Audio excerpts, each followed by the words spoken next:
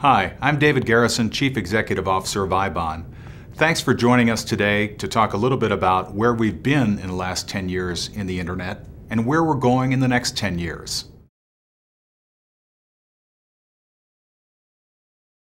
The Internet has changed dramatically in the last decade.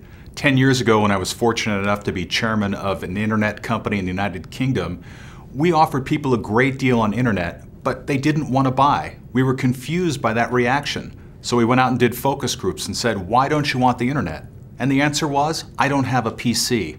Fast forward 10 years and the penetration rate of PCs in the home and in the office and in the hotel room has gone from 0% to over 90%. Virtually everyone has access to a PC somewhere.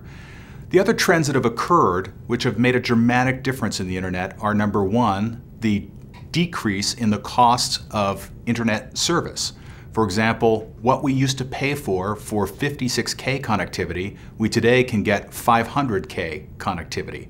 We've also seen a dramatic decrease in the price of personal computers. Where Dixon used to charge £1,000 for a PC, we can now get one for £100 to £200. And we've also seen an explosion in applications which promote Internet usage and make it even more relevant to everyone.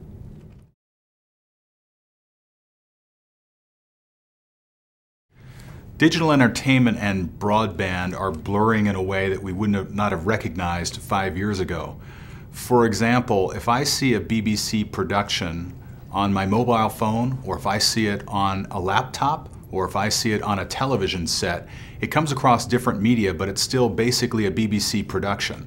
And it's not watching television. We use the term watching television, but watching television is sort of an anachronism of a day gone by when we had to only see content at the time that BBC decided that we should see it, or TV5 decided that we should see it. And so what we've learned today is that content is like genie in the bottle that's been let out of the bottle. And we can now see content when we want, where we want, in the form we want.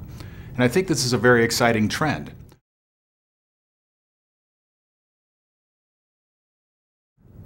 One does a forecast for the next 10 years at their own peril, looking at the number of changes we've experienced in the last 10 years in the Internet. But I think several things are clear. We will continue to see a trend towards personalization. The applications that I value on the Internet will be different than the applications you value on the Internet. We're going to see a continued increase in an acceptance of paying for content on the Internet.